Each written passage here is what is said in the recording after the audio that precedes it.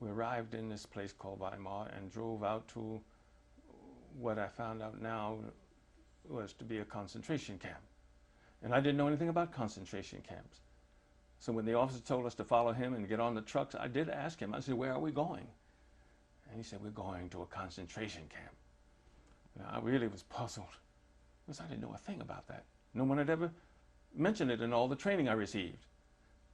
But on this day in April in 1945, I was going to have the shock of my life because I was going to walk through the gates of a concentration camp called Buchenwald.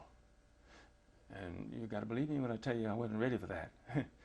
I was totally unprepared for that kind of an experience. But you see, I can never forget that day.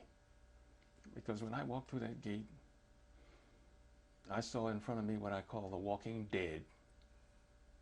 I saw human beings that had been beaten, had been starved, had been tortured. They'd been denied everything that would make anyone's life livable. There they were standing in front of me, and they were skin and bone. They had skeletal faces with deep-set eyes. Their heads had been clean shaved, and they were standing there, and they were holding on to one another just to keep from falling. Many of them had sores on their bodies, and I can remember this so vividly. Sores that came from the malnutrition. One man held out his hands. His fingers had webbed together with the scabs that come from the sores brought on by the malnutrition. Oh my God, I'd seen nothing like this in all my life, nothing.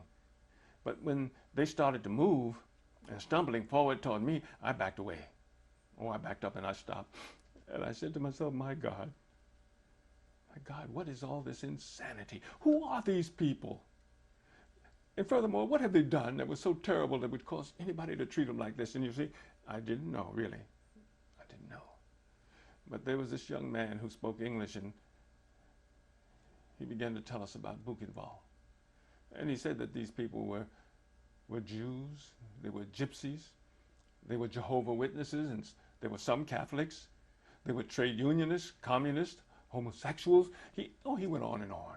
He listed so many different groups that had been placed in the camp. And I knew that in my judgment, the Nazis had placed them there because the Nazis were saying none of them were good enough. Therefore, they were not fit to live.